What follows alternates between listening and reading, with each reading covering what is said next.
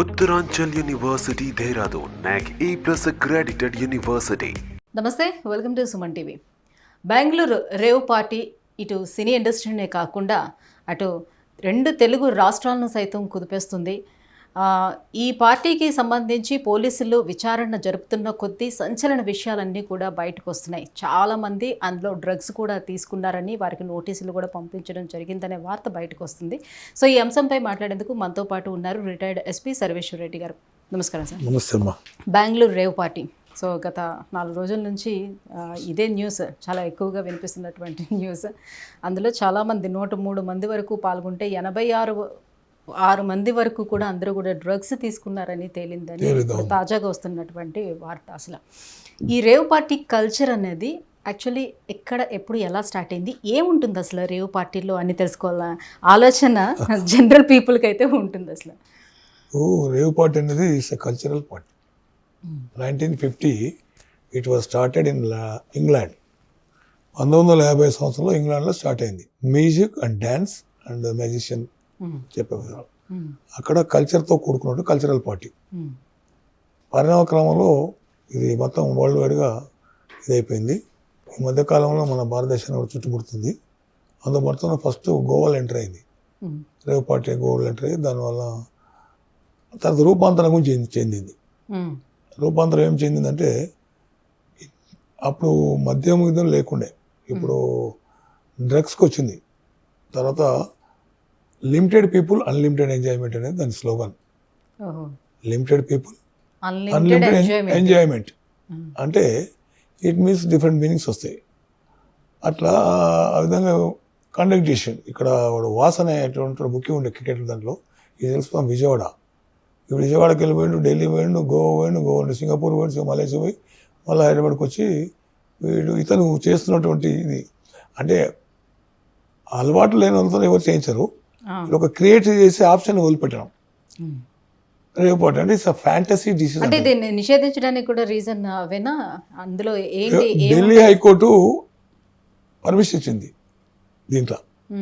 అంటే without drugs లేకుండా amusement కింద వస్తుంది కనుక దీన్ని ఉండొచ్చు అనేది కనుక ఢిల్లీ హైకోర్టు తీర్పిచ్చింది. దాన్ని ఆసరా చేసుకొని వీళ్ళు నడుపుతున్నారు. కానీ ఢిల్లీ హైకోర్టు ఇచ్చింది కదా, ఢిల్లీ హైకోర్టు ఇచ్చింది. ఢిల్లీ హైకోర్టు ఏమిచ్చింది?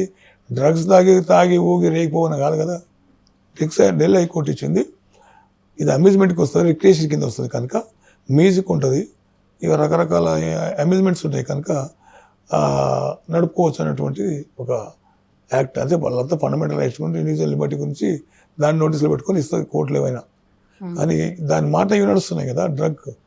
అది ఎట్లా చేస్తారంటే ఈ హైదరాబాద్ పీపుల్ వాస్ అనేటువంటి చేసింది. ఇది బెంగళూరు ఎలక్ట్రానిక్ సిటీ పక్కన ఉన్న గోపాల్ రెడ్డి అనే ఫామ్ హౌస్లో, గోపాల్ రెడ్డి హైదరాబాద్ అయినా ఆ ఫామ్ హౌస్లో ఇది కండక్ట్ చేశారు.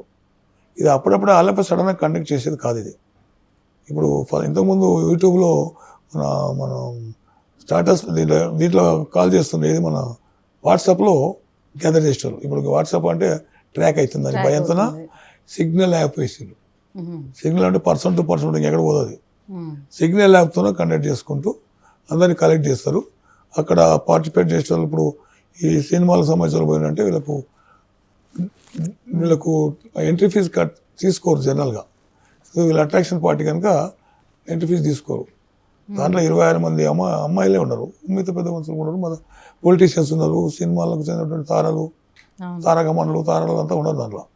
అంటే ఇక్కడ గవర్నమెంట్కి భయపడి అక్కడ బెంగళూరులో పోయి అక్కడ పెట్టుకున్నారు పార్టీ అని చెప్పేసి అంటున్నారు. ఇది కరెక్టే.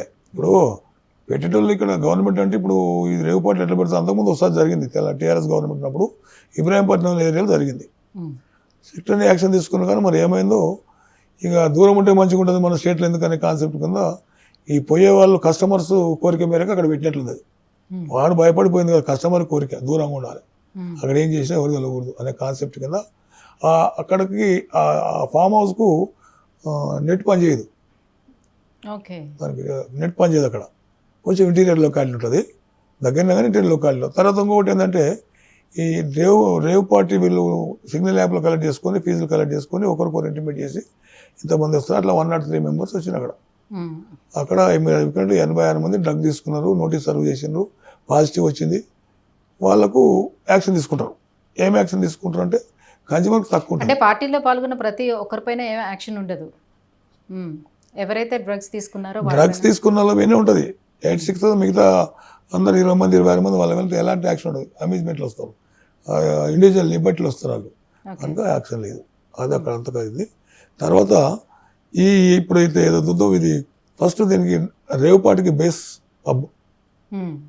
పబ్లో ఐడెంటిఫై చేస్తారు. ఇది ఇన్వెస్టిగేషన్ చేస్తారు వాళ్ళు. ఈ వీకెండ్ పబ్స్ ఉంటాయి కదా, దాంట్లో పోయి అబ్జర్వ్ చేస్తుంటారు, ఎవరు ఎట్లా ఊగుతుంటారు, ఎవరు తాగుతుంటారు, రకరకాల. ఫస్ట్ సిగరెట్తో ఆఫర్ చేస్తారు, సిగరెట్ తర్వాత గంజాయి కలుపుతారు, గంజాయి తర్వాత ఇంక కోకాయిన్, పికాయిన్, ఆపియం, గీపియం, రకరకాల ఐడెంటిఫైడ్ డ్రగ్స్ ఒక 10 ఉన్నాయి. చూసుకున్న తర్వాత వాళ్ళు తన మీద వాళ్ళ కంట్రోల్ బాడీ మీద వెళ్ళిపోతుంది. వండర్ఫుల్ థింగ్ ఏంటంటే రేవ్ పార్టీలో స్నేక్ పాయిజన్ ఉంటుంది, కోబ్రా పాయిజన్, కట్లపాము, నాగపాముతో తీసిన పాయిజన్ ఉంటుంది. అది ఇంజెక్ట్ చేస్తారు. ఏమవుదా? లిమిటెడ్ ఉంటే విపరీతమైన మత్తులోకి వెళ్ళిపోతారు. అంటే వాళ్ళు ఏం చేస్తున్నారో వాళ్ళు తెలుకుంటుంది, పక్కవాడు ఏం చేస్తే తెలుకుంటుంది, ఆ మత్తులోకి వెళ్ళిపోతారు. అట్లా 7 days వరకు ఉంటుంది ఆ మత్తు అనేది. కొంచెం డోస్ ఎక్కువ చచ్చిపోతారు కూడా. వాళ్ళు ఎక్స్పర్ట్స్ ఉంటారు, మళ్ళీ అనెస్థెసియా ఎక్స్పర్ట్స్ ఉంటారు, ఆ ఇంజక్షన్ ఇచ్చే ఎక్స్పర్ట్స్. గతంలో అక్కడ వేరే కంట్రీలో చనిపోయిన సంఘటనలు కూడా మనతోనే జరగలే. డోస్ తక్కువ ఇస్తే ఇంకా వీళ్ళు ఫ్యాంటసీ మాయా ప్రపంచంలో ఉరుగుతులు అవుతుంటారు. అది అందుకొరకు స్నేక్ పాయిజన్ యూజ్ చేస్తాడు. తర్వాత కూడా రకరకాలుగా ఇవన్నీ అబ్సీన్ అండ్ అశ్లీలం చెప్పడానికి కూడా మాటలు అక్కడ జరుగుతుంటుంది. అందు గురించి డ్రగ్స్ తీసుకున్న వారిపైన ఎలాంటి కేసులు నమోదవుతాయి? ఎన్డీపీఎస్ యాక్ట్ అని ఉంటుంది తల్లి. 1985 ఎన్డీపీఎస్ యాక్ట్ ఉంటుంది. దాంట్లో కన్జ్యూమర్కి వచ్చేసి సెక్షన్ 27 ఉంటుంది. అది బెయిలబుల్, సింపుల్, అంటే కన్జ్యూమ్ చేస్తున్నానికి సంబంధం లేదు, సప్లైతో సంబంధం లేదని. దానికి పనిష్మెంట్ 6 months అంటే 1 year, ఇంకా ఫైన్ ఉంటుంది, 10,000 ఫైన్ ఉంటుంది. కాబట్టి కోర్టుకు తిరగాల్సిందే.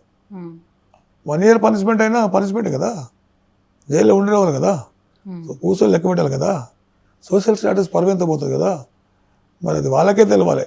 What we are doing, what we are sponsoring to the society అనేది.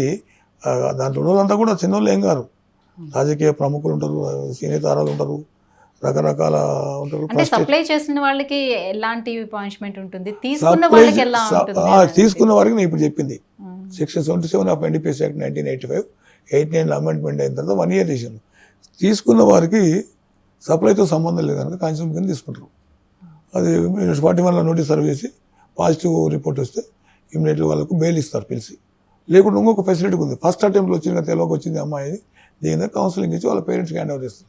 ఆ facility description of the police, అంటే excise police, local police power ఉండదు దానికి, కేసు కట్టి ఎక్సైజ్ పోలీస్ పంపుతారు. అదొకటి. రెండవది చెప్పింది ఈ ప్రొడక్షన్ అంటే ఇక్కడ ఉండదు, అది బయట కంట్రీసే.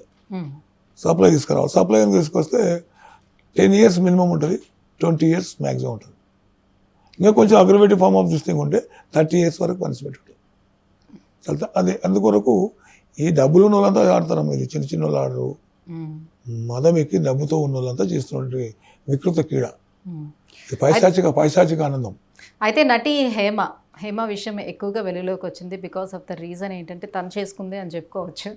ఎందుకనంటే నేను అక్కడ లేను, ఆ పార్టీతో నాకేం సంబంధం లేదు అని మభ్యపెట్టే ప్రయత్నం చేస్తూ ఒక వీడియోని కూడా రిలీజ్ చేసింది. బట్ ఆమె అక్కడే ఉందని చెప్పేసి పోలీసులు మళ్ళీ రిలీజ్ చేయడం జరిగింది.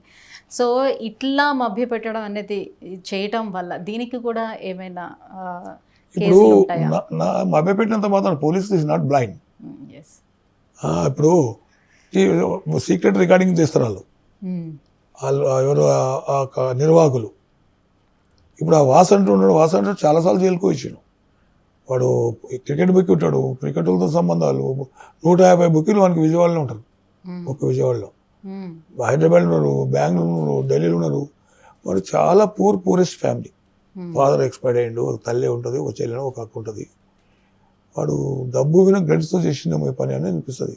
మళ్ళీ క్రికెట్లో సంపాదించే పైసలు రేవ్ పార్టీలు ఎక్కడ ఈజీ మనీ వస్తుందని ఐడెంటిఫై చేస్తారు, ఆ జోన్స్ ఐడెంటిఫై చేస్తారు.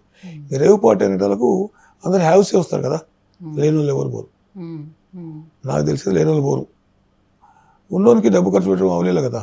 10 లక్షలు కూడా స్టేక్ ఉంటుంది 10 అంటే 15 ప్రముఖ రాజకీయ నాయకులు కూడా ఇందులో ఇన్వాల్వ్ అయినారు, ఈ పార్టీల్లో ఉన్నారని తెలుస్తుంది. సో ఎప్పుడైతే మనకి రాజకీయ నాయకుల ఇన్వాల్వ్మెంట్ ఉంది అని అనుకుంటామో అప్పుడు ఆ కేసు ఏమైనా సవ్యంగా నడుస్తుందా, పక్కతో పట్టే అవకాశాలు ఉంటాయా, ఎట్లా నడుస్తుంది అని. అంటే సో ఒక కాన్ఫిడెంట్ కూడా అంటే ఇప్పుడు వెళ్ళిన వాళ్ళలో కూడా ఉంటుంది కదా, వీళ్ళందరూ వచ్చారు కాబట్టి సో మాకు కూడా అంత ఏం ఉండదు కదా, ఏం ప్రాబ్లమ్స్ రాదన్న దృక్పథంతో కూడా వచ్చి ఉండొచ్చు.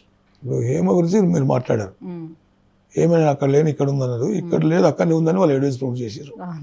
అంటే ఆ దాంట్లో ఒకటి ఏముందమ్మంటే ఇప్పుడు ట్రయల్కి వచ్చినప్పుడు కానీ కేసు ఉంటే అలిబి అని సెక్షన్ 11 అని ఎవిడెన్స్ యాక్ట్లో ఒకటి ఉంటుంది. ఇక్కడ లేని అక్కడ ఉన్నప్పుడు అట్లా ఇక్కడ లేని ఎవిడెన్స్ ఉందనుకో అక్కడ లేనట్లే.